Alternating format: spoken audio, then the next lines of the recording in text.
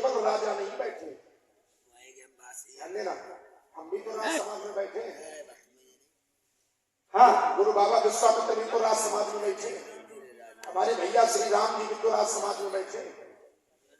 छोटी सी बच्ची अलका और देव वो ही प्रभावित हुए हैं दोनों के सुंदर संवाद को सुनकर। परशुराम जी के चरणों में 50 मुद्राएं भेंट की गई हैं और 50 मुद्राएं लक्ष्मण जी के चरणों में भेंट की गई। बहुत बहुत साधु। और फिर मैं तर्क वहीं पर है मेरा, आधी और भाली पड़े जिसमें राजा जनक ने विचार किया, मैं रुक गए हो। अब देखिएगा, इन्होंने कहा कि एक अवधानी पढ़िएगा, एक अवधानी पढ़ो। अगर ऐसे समझ में नहीं आ रहा है कि आप विचार किया गया कि नहीं किया गया, भगवान शंकर ने कहा था कि जो भी इस धनुष को उठा करके तोड़ दे, या ये कहा था कि मात्र राजाओं के लिए प्रण करना या राजकुमारों के लिए प्रण करना, देवों के लिए करना, धनुष के लिए करना, मनुष्य के लिए करना, ये नहीं कहा था। वही बात क्यों बार बार? इसलिए क्योंकि तुम उसको समझने का प्रयास नहीं कर रहे हो, समझते अपने बीच में नहीं। मैंने दोनों शब्दों को जोड़ दिया, अधूरा रह गया। जो भगवान शंकर ने कहा और जो राजा जनक ने कहा, दोनों में एक शब्द है। भगवान शंकर ने कहा उसी पर हम चिंतन, जो भी इस धनुष को इसी पर हम चिंतन दे रहे हैं। जो भी माने क्या राजा होता है क्या? कोई भी तो फिर रुक जाओ, तो फिर कोई के लिए पर होना चाहिए। सुनो सकल महिपाल क्यों चिंतन है हमारी। सुनो सकल महिपाल अभी प्रण तो नहीं है, सुनाया जा रहा है। संबोधन कैसे? कोई प्रतियोगिता होती है तो उसमें बता दिया जाता है कि इतनी आयु तक के लोग इस प्रतियोगिता में भाग ले सकते हैं, इसके ऊपर आयु के लोग इस प्रतियोगिता में भाग नहीं ले सकते। इसमें ऐसा कोई बंधन नहीं, ऐसा है, बंधन है। सुनो सकल महिपाल संबोधन किया गया राजाओं के लिए। अब प्रश्न सुनाया जा रहा है, कोई पुरानी को दंड कठोरा और राज समाज आज कोई तोरा। लेकिन सुनो सकल महिपाल संबोधन राजाओं के लिए बीच में बोलना अभी कहा हो गई, रुक जाओ। इतना सुनाओ, अब इतना सुनाएंगे ताकि लोग बिल्कुल ये समझ जाए कि लक्ष्मण वाले कुछ नहीं। ऐसा समझ गए? ठीक है, समझ गए सब। अब रुक जाओ, अब सुन लो जरा। भगवान शंकर ने कहा था कि जो भी इसको उठा करके तोड़ दे, जो भी, तो ये राजाओं के लिए क्यों? तो तुमने कहा कि राजाओं की संख्या ज्यादा है, तो क्या वीरों की संख्या कम है क्या? वीरों की संख्या कम है क्या? देव धनुष धरि मनुष्य शरीरा त्रिपुर वीर, क्या वीर कम है क्या?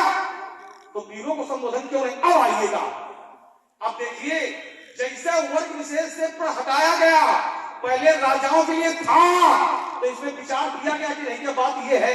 तो तुमने कहा कि अवधानी पढ़िएगा, कोई श्लोक पढ़िएगा। ठीक है, एक हमें कथानक याद आ गया। एक बार एक राजा ने एक नगर के कहा कि मैं ये हाथी आपको दे रहा हूं, आप हाथी ले जाइएगा, लेकिन इस हाथी का समाचार हमें नित्य प्रति मिलना चाहिए, और यदि किसी ने भी इस हाथी के मरने की सूचना हमें दी तो उस व्यक्ति को मृत्युदंड दिया जाएगा। नित्य प्रति उस हाथी की सूचना राजा के यहाँ पहुंचती थी। एक दिन हाथी मर गया, अब सूचना लेकर कौन जाए? जो ले जाएगा उसको मृत्युदंड है। तो एक वृद्ध व्यक्ति ने कहा कि मैं सूचना लेकर जाऊंगा। वो वृद्ध व्यक्ति सूचना लेकर राजा के पास पहुंचा, तो राजा ने पूछा हाथी सकुशल है? तो उस वृद्ध व्यक्ति ने कहा कि महाराज, आज हाथी न कुछ खा रहा है, न पी रहा है, न चल रहा है, न फिर रहा है, न श्वास लेता है, न श्वास छोड़ता है। तो राजा ने कहा क्या हाथी मर गया? उसने कहा हम नहीं कहते, आप कह रहे हैं। हम नहीं कहते हैं, आप कह रहे हो कि हाथी मर गया है। बस बात इतनी है, यदि ये नहीं कहा जा रहा है कि हाथी मर गया तो क्या मरा नहीं है क्या? चिंतन करिएगा। सुनो सकल महिपाल, और 4 प्रमाण मैंने दिए थे कि जब तक वर्ग विशेष के लिए पढ़ रहा है तो राजाओं के अतिरिक्त, हमने राजाओं के यहां तक पहुंचाया है, राजाओं के अतिरिक्त आधे पहुंचाओ। अगर कहा नहीं गया है, लिखा नहीं गया है, तो क्या समझा नहीं जाएगा? समझते नहीं हो बात को, निकल पड़ते हो रात को, फिर कहते हो अंधेला है। ठीक, अंधेला अंधेला समझ अंधेरा समझ लियो, अंधेरा समझ लियो, अंधेरा समझ लियो, जो समझ में आ जाए उसको समझ लियो, लेकिन समझना पड़ेगा एक बात, एक बात,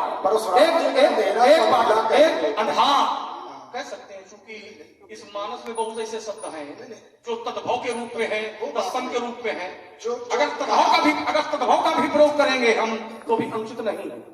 देखो जो बात जो हम तद्भव मान तो है कि अगर तद्भव का भी प्रयोग है तब भी अनुचित नहीं है, क्योंकि सब दो प्रकार के होते ही हैं, तद्भव और तत्सम। समझना पड़ेगा, समझिएगा, यात्रा करो और आइए।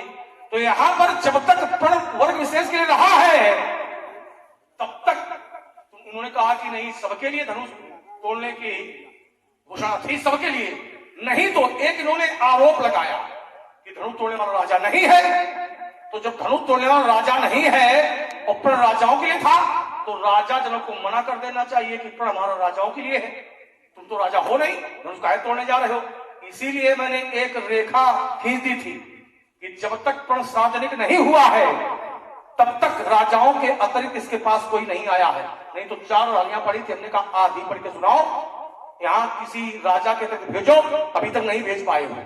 अब देखिएगा, अब जन को माखे भटमानी वीर विहीन महिमय जानी, अब हो गया सार्वजनिक। इसके पहले वर्ग विशेष के लिए था, अब हो गया सार्वजनिक। अब जन को माखे भटमानी और ये वीर विहीन महिमय जानी, वीर कोई भी हो सकता है, आवश्यक नहीं है कि जो राजा हो वही वीर हो। वीर तो एक बालक भी हो सकता है, तुम कहीं के राजा नहीं हो। पुरुष सिंह तो वीर, एक व्यक्ति तो कहीं का राजा नहीं, वीर नहीं, उसे महावीर कहा जाता है। तो अब हो गया सार्वजनिक। अब चाहे राजा हो, चाहे राजकुमार हो, चाहे ब्राह्मण हो, क्षत्रिय हो, देव हो, धनुज हो, मनुज हो, नर हो, किन्नर हो, इस प्रतियोगिता में अब कोई भी भाग ले सकता है, क्योंकि अब ये हो गया है सार्वजनिक।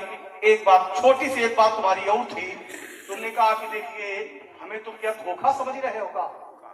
कहा था, हमने कहा कोई हमारा विरोध नहीं कर रहा था, हमारा किसी ने विरोध नहीं किया है। बोले हमें क्या धोखा समझ रहे हो कि हम तो विरोध में खड़े हैं। अच्छा, अखाड़े में 2 पहलवान होते हैं, तो यहां भी मानिएगा एक हम एक तुम, 2 पहलवान हैं, तो निर्णायक हम हैं कि तुम तो कहोगे कि धनुष तोड़ने वाला बहुत अच्छा कार्य किया है, हम कहेंगे बहुत अनुचित कार्य किया है, बहुत बड़ा अपराधी है। शाम तक कोई निर्णय हो पाएगा?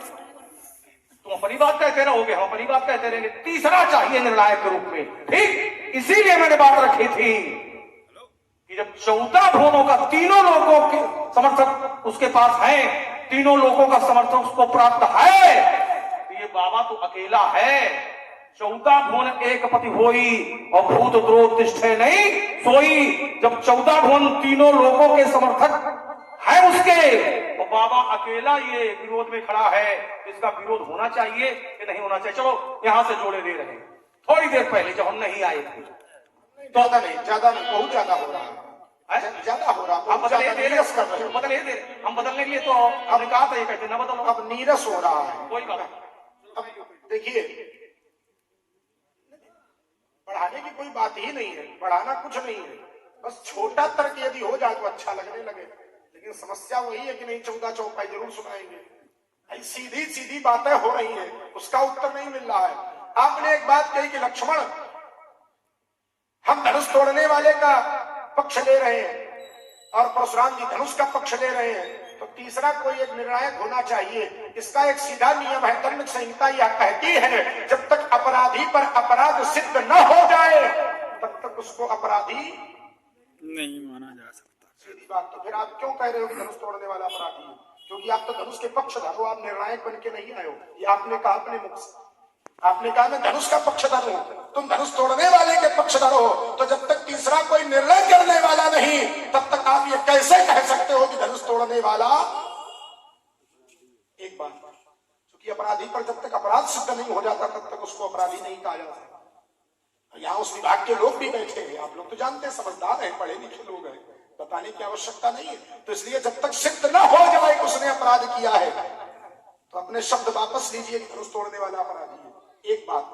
दूसरी बात, आप बार बार जोर दे रहे हो कि संबोधन राजाओं के लिए, संबोधन राजाओं के लिए। देखिए कभी कभी ऐसा होता है, जैसे आइए मैं आपको लिए चलता हूं, श्रीमद् भागवत महापुराण की कथा सबने सुनी हो और गुरु जी की कृपा से थोड़ा बहुत हमने भी सीखा है।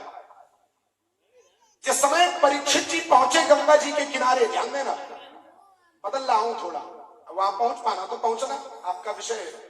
जिस समय परीक्षित जी गंगा जी के किनारे पहुंचे, जब साफ मिला कि आज के 7वें दिन तक्षक तुम्हें डसेगा, तुम्हारी मृत्यु हो जाएगी, तो उसी समय सुखदेव जी महाराज का आगमन हुआ। ध्यान देना, तो सुखदेव जी महाराज से प्रश्न किया परीक्षित जी ने, भगवान मृमाणस्य किम कर्तव्यम, शीघ्र मरने वाले व्यक्ति को क्या करना। ध्यान देना, प्रश्न किसका है? परीक्षित का। मृमाणस्य किम कर्तव्यम, शीघ्र मरने वाले व्यक्ति को क्या करना चाहिए। अब सुखदेव जी का जरा उत्तर सुनिए। वरीयानेस्ते प्रश्न, तुम्हारा प्रश्न बड़ा श्रेयस्कर है। कृतो लोक हितम नृपा, इससे सारे संसार का हित होगा। अब ईमानदारी से बताइए, संबोधन है परीक्षित के लिए, क्या कथा केवल परीक्षित के लिए? संसार के लिए। वहां केवल परीक्षित नहीं बैठे, भृगुर, वशिष्ठ, च्यवन ऋषि, गौतम ऋषि, देवल, देवराज, पराशर जी, महर्षि परशुराम जी स्वयं बैठे, सब बैठे। तो कथा क्या केवल परीक्षित जी सुन रहे हैं? जबकि संबोधन तो केवल परीक्षित के लिए है, तो केवल परीक्षित को कथा सुनना चाहिए। ध्यान देना जरा, केवल परीक्षित को कथा सुनना चाहिए, क्योंकि संबोधन परीक्षित के लिए है। तो फिर सब क्यों सुन रहे हैं? इसी प्रकार से संबोधन राजाओं के लिए है, लेकिन कोई भी वर्ग विशेष के लिए प्रण, सीधा सीधा प्रण है राजा जनक का, सोई पुरारी को दंड कठोरा, और राज समाज आज जोई, जो भी इस धनुष को तोड़ दे। दूसरी बात, आप कहते हो कि लक्ष्मण, राजा जनक ने जिस समय अपने प्रण में परिवर्तन कर दिया, वर्ग विशेष के लिए जो प्रण था, प्रण में परिवर्तन नहीं हमने कहा है, प्रण तो वही है। सुन लो हमारी बात, हमारी प्रण वर्ग विशेष साधन के लिए कहा है, प्रण में परिवर्तन ही है। अच्छा ना, प्रण में परिवर्तन भाई सुनोगे, हम सुनेंगे, लेकिन सुनोगे, गलत नहीं। ये हमने नहीं कहा कि प्रण में बीच में परिवर्तन, नहीं, बीच में नहीं, पहले वर्ग विशेष के लिए ध्यान देना, प्रण तो वही है। हमारी भी सुनो थोड़ी, हम बीच में हल्ला नहीं मचाते, हम शांति से सुनते हैं। हमको भी सुनो, हमने भी कुछ लिया है, हमको भी सुनो। अब देखिए 7 दिन, हम तो 9 दिन वाली भी सुना लेते हैं, हमारे चक्कर में पड़ो। अब देखिए जरा, राजा जनक, आप कहते हो पहले वर्ग विशेष के लिए प्रण था, फिर प्रण सार्वजनिक हो गया, तो इसमें परिवर्तन तो वही सीधा परिवर्तन है भाई। पहले केवल राजाओं के लिए, फिर सबके लिए, तो परिवर्तन है कि नहीं है? अब आप कहते हो कि राजा जनक ने जब ये कह दिया कि अब जन को माखे भटमानी, वीर विहीन मही मैं जानी, तब ये प्रण सार्वजनिक हो गया। अच्छा अब रुकना जरा, अगर ये प्रण सार्वजनिक किया है राजा जनक ने, तो फिर थोड़ी देर राजा जनक को प्रतीक्षा कर लेनी चाहिए कि हो सकता कोई तोड़ दे। ध्यान देना, जब प्रण सार्वजनिक कर दिया, राजा जनक को ये लगा कि अब राजा नहीं तोड़ पाएंगे, अब जो भी तोड़े तो फिर थोड़ी देर प्रतीक्षा तो करें। लेकिन उसके ठीक नीचे राजा जनक कह रहे हैं, क्या कह रहे हैं? तजऊ आस निज निज गृह जाहो, प्रतीक्षा क्यों नहीं की भाई? जब प्रण सार्वजनिक कर दिया है तो राजा जनक को प्रतीक्षा करनी चाहिए। जैसे राजाओं के लिए प्रतीक्षा की, राजा लोग तोड़ने जा रहे हैं, तो ऐसे जब सार्वजनिक कर दिया, थोड़ी देर और रुक जाते। अभी समय तो पूरा हुआ नहीं था, समय तो शेष था, तो जब तक समय शेष था तब तक और देख लेते, ही हो सकता कोई तोड़ दे। रुके रहते, नहीं रुके, प्रतीक्षा नहीं की। तुरंत राजा जनक ने कहा, अब जन को माखे भटमानी, वीर विहीन मही में जानी, इसके ठीक नीचे तजऊ आस निज निज गृह जाहू, और लिखा नबिद वैदेही, मैं रुक गए। राजकुमार लक्ष्मण, अच्छा जब सबके लिए प्रण था तो राजा गणों को हमने यहाँ तक भेजा है, तुम एक को भेजो। हमारी बात जहां भी आए थे, भी रास्ता इसमें आ रही, आप कई बार संकेत भी कर चुके हैं कि पिष्ट पेषण हो रहा है। हमने राजाओं को यहां तक पहुंचाया है। अगर पहले से ही प्रण सबके लिए था तो हमने राजाओं को पहुंचाया यहां तक, तुम एक भेजो यहां तक। इस चाप के पास एक भेजो, जब तक सार्वजनिक नहीं हुआ तब तक। हमने उत्तर किया था, तुमने प्रश्न किया था, और देखिए जो परीक्षित से जोड़ रहे हो, परीक्षित से जो जोड़ रहे हो, तो वहां के धरातल में और यहाँ के धरातल में बहुत बड़ा अंतर है। ये एक प्रतियोगिता है, और प्रतियोगिता में जो संबोधन किया जा रहा है, फिर वहीं पहुंचिए। भगवान शंकर ने कहा था तोलयित्वा चैव भंगम, जो भी इसको उठा करके तोड़ दे। तो हमने राजाओं की अर्धांगियां पढ़ी थी, जब तक राजाओं के लिए रहा है तब तक, अगर अन्य है तो एक भेजो ना। अब जनिको माथे भटमानी और वीर विहीन मही में जानी, अब प्रसादनिक है। और इसीलिए इन्होंने एक आरोप भी लगाया था, धनुष तोड़ने वाला राजा नहीं है, तो राजा जनक को फिर रोकना चाहिए। तोड़ने का अपना हो गया सार्वजनिक। अब इस प्रतियोगिता में चाहे राजा हो, चाहे राजकुमार हो, चाहे देर हो, धनुष हो, कोई भी हो, इस प्रतियोगिता में भाग ले सकता है। थोड़ा सा बढ़िया चिंतन साधुवाद लाइए। बढ़िया चिंतन नहीं, जो आप कह रहे हो कि पर्व सार्वजनिक हुआ है, जरा जिस अर्धाली पर आप जोर दे रहे हो इसका अर्थ करो। अब जनिको माखे भटमानी वीर विहीन मही में जानी, इसका जरा अर्थ करो। अब कोई भी भटमानी माने वीर, कोई भी वीर अब न तमतमावे, न क्रोधित हो, क्योंकि मैंने जान लिया है कि पृथ्वी वीरों से विहीन हो गई है। अब रुक जाओ, सुन तो आपका अर्थ हो गया। इसमें प्रण सार्वजनिक कहाँ दिखाई दे रहा है? हाँ, वीर विहीन मही में जानी, क्योंकि आवश्यक नहीं हो राजा हो वही वीर हो। इसमें प्रण सार्वजनिक कहाँ हो गया, आवश्यक नहीं कि जो राजा, अगर हो गया आवश्यक है। हाथी और राजा कथा न सुनाओ, हल्ला नहीं, हाथी और राजा कथा न सुनाओ, हमें ये बताओ इस अर्धाली में ये कहाँ सिद्ध हो रहा है कि प्रण सार्वजनिक? इसी से सिद्ध हो रहा है वीर विहीन मही में जानी, क्योंकि आवश्यक नहीं है कि जो राजा हो वीर हो। वीर कोई हो सकता है, वीर कोई हो सकता है, वीर तो एक बालक भी हो सकता है, लेकिन आवश्यक नहीं जो राजा हो वीर हो, ये आवश्यक नहीं है।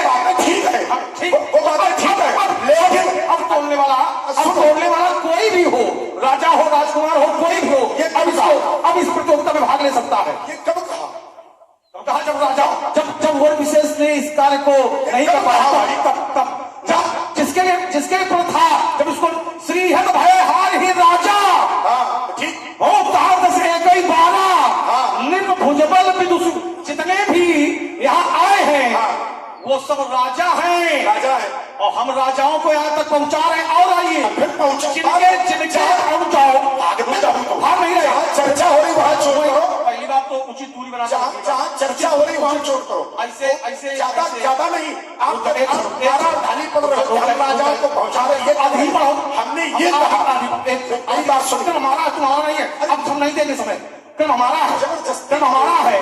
और आइए, जबरदस्ती नहीं है, जबरदस्ती नहीं है, जिनके कछु विचार मनमाही, तो चाप समीप महीप माने राजा। आधी, तो ये आधी लाओ। इन अर्धालियों से सिद्ध क्या करना सिद्ध चाहिए? ये है, चूंकि आप पहले वो विशेष के लिए था, सिद्ध ये मैं कर रहा हूं, राजा जनक ने विचार किया है पहले कि हम राजा हैं और हमारी पुत्री राजघराने में जानी चाहिए, इसलिए राजाओं के लिए है, ये नहीं हमने तो सुनो मेरी बात, 12 अर्धाली पढ़ो, 15 पढ़ो, मैं क्या लेना देना। आपने कहा कि प्रण से पहले राजा जनक ने विचार किया, हमने इसकी एक अर्धाली पूछी। ईमानदारी से बताना, परशुराम जी ने कोई अर्धाली पढ़ी? पहली बात इन्होंने कहा कि राजा जनक ने पहले विचार किया, तो मैंने कहा विचार की कोई अर्धाली पढ़ो। कोई अर्धाली पढ़ी गई विचार की कि राजा जनक ने विचार किया? कोई समाज से एक व्यक्ति हाथ उठाए जो परशुराम जी ने एक अर्धाली पढ़ी कि राजा जनक ने विचार किया? ठीक नहीं, सुन लो, हमारी बात भी सुन लो। दूसरी बात, इसका यही निष्कर्ष निकले, बहुत ज्यादा हो गया है, इसका ज्यादा नहीं होना चाहिए, इसका यही निष्कर्ष निकले। दूसरी बात, जो आप कह रहे हो कि प्रण सार्वजनिक कर दिया गया, तो इस अर्धाली से जो आप पढ़ रहे हो, इससे कहां स्पष्ट हो रहा है कि राजा जनक ने प्रण सार्वजनिक किया?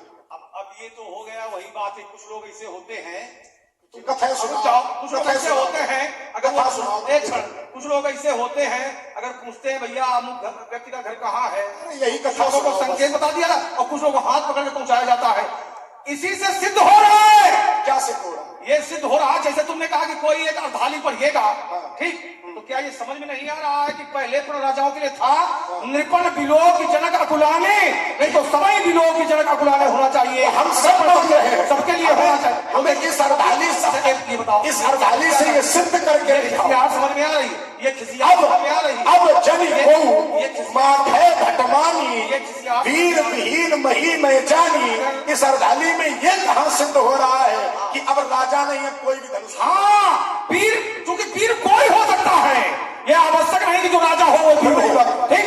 वीर कोई भी हो सकता है, ये समझना पड़ेगा। मुझे लगता है कि आप जैसे महात्मा ऐसी गड़बड़ी कर रहे हैं और लोग करें, ठीक लगता है, आप जैसे महात्मा तुम्हें लगेगा, इसलिए लगेगा क्योंकि तुम्हें पता नहीं क्या हो गया है आज, इसलिए लगेगा, वो तुम्हें इसलिए हमें नहीं हो गया। अच्छा, मैंने इसका एक और उत्तर किया। पहली बात तो सुधार करो। मैंने इसका एक और उत्तर किया। ये समझ में आ रहा है कि अगर महात्माओं का सत्संग में नहीं मिल पा रहा, सुन लो, अच्छे महात्माओं का सत्संग में मिल नहीं पा रहा है। सुनो, पहले बीच में बोलना ये अनुचित है। बीच में तुम भी बोलोगे, हम भी बोलेंगे, तो जो लोग बैठे हुए समझेंगे क्या? आप गोपाल जी जरा माइक दो भैया, माइक दो। दोनों विद्वान हैं और मैं सम्मान करता हूं दोनों का, और सब हमारे श्रोतागण सम्मान कर रहे हैं। कहने का मतलब जो बंदी जन के द्वारा ये घोषणा की गई, सुनो सकल महिपाल, तो बंदी जन कौन होते हैं? बंदी जन या भाट? सही, बिल्कुल। तो भाट जो है और बंदी जन है वो बढ़ा चढ़ा के प्रशंसा के गीत गाते हैं, प्रशंसा के गीत गाते हैं। राजा जनक क्या क्या प्रण था, ये तो उन्होंने विचार नहीं किया। राजा जनक का प्रण क्या था, ये विचार नहीं किया। अरे धनुष प्रत्यंचाकर्षण से ही जब प्रण पूर्ण जनक का हो जाता, प्रण ये था प्रत्यंचाकर्षण से ही जब प्रण पूर्ण जनक का हो जाता, तो आयुध की मर्यादा बच जाती, सीता विवाह भी हो जाता। कारण ये आपकी बात सही है, अलग अलग ग्रंथों में अलग अलग प्रमाण है। अरे एक याज्ञवल्क्य जी, अब जरा बैठो और आप अपने प्रश्न का उत्तर ले लो। उनका उत्तर न करो, हमारी उत्तर करो। तुम्हारा तो उत्तर हो, तुम्हारा उत्तर हो गया, तुम्हारा उत्तर हो गया, अब बीच में नहीं। बिल्कुल बिल्कुल बिल्कुल बिल्कुल उसको बात, लेकिन दो शब्द जरूर यहाँ पर कहेंगे। आपने कहा कि बंदी जो होते हैं, भाट होते हैं, उन्होंने बढ़ा चढ़ा के कर दिया है, ठीक?